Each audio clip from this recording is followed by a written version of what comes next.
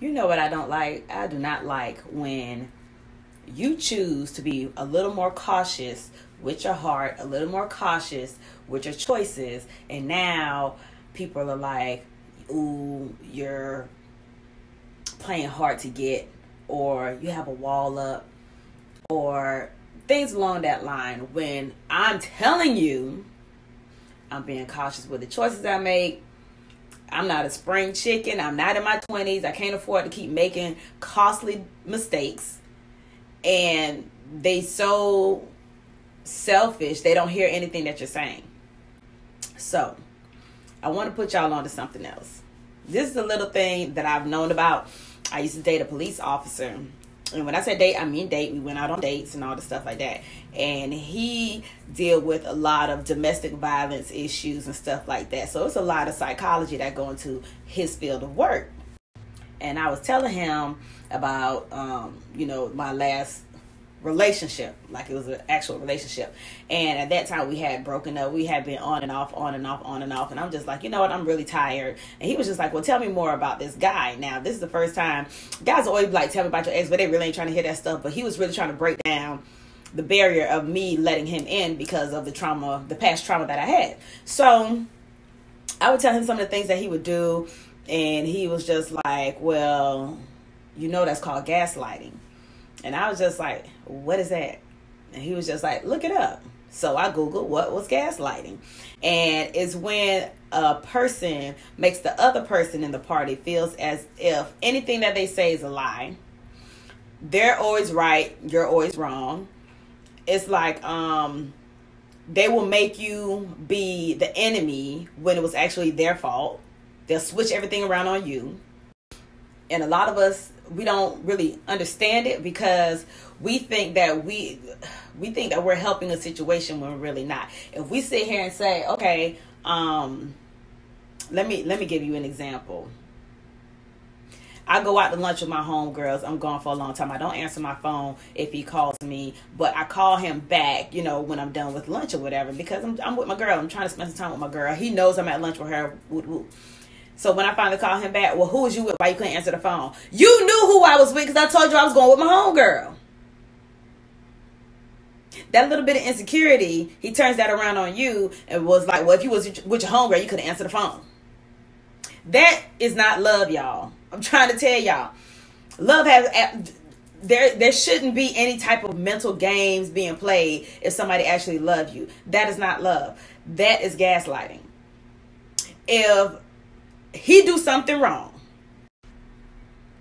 and he gets caught, say he's texting one of the, you and him got into an altercation about some girl that he was texting or messing with or whatever, and he get caught still communicating with this girl or whatever, and you be like, I thought we already had this understanding that you're not going to talk to her anymore. He will say, yeah, but if you was showing me the attention that she was, I wouldn't have talked to her. Nigga, that ain't how it works. Okay, if we come to an agreement that you're not talking to her anymore, then you don't talk to her anymore. I was supposed to say, you're not speak, but you don't talk to her anymore. That's that. It's not, it shouldn't be, oh, because you did this, now I'm going to do this. And I'm still going to blame you because it's your fault. So I got to do this because you didn't do this. No, that's not how it works. That's not how it works. If you're in a situation when somebody is doing that to you, I need you to peep game. Because they're going to keep you in this effed up situation for a very long time because they don't have anywhere else to go. They don't have nobody else to turn to. And the worst part about the whole situation is that sometimes these people, they really do love you or they really do want to be with you. But at the same time, they're really not taught how to love effectively. Loving someone effectively has absolutely nothing to do with your personal past. Listen, I am not pro-woman. I am not anti-man. I am 100% right from right. Wrong is wrong. That's it. Well, right is right. Wrong is wrong. I said right from right. I'm Jamaican, y'all. Leave me alone. So, if somebody loves you, the things that they went through in their past, the trauma that they had in the past, the baggage, all that other stuff, it doesn't transfer into the next relationship. You don't bring that stuff to the next relationship. You heal from that to the best of your ability. Seek counseling, therapy, whatever you got to do. Then when you approach somebody else, you can love them wholeheartedly because you're not worried about them doing the you're not worried about, well, they not worried about you doing the same thing that their ex did, or their baby mama did, or their ex-wife did, or, you know, same thing with women, their ex-girlfriend, baby mama, all the stuff. You're not worried about the people in the past, because the past is the past, and you've healed from that. You learned the lessons from it. You know how to peep game and red flags, and you're not going to bring the BS to the new relationship. Okay? So, when you know what you're doing is right, and that person is telling you that everything that you're doing is wrong, that's gaslighting. Okay? When you are 100% adamant about a certain situation, and you all agreed on a certain situation, and then they turn around and they breach their end, that's gaslighting. But remember, they're going to blame you on the reason why they had to break that.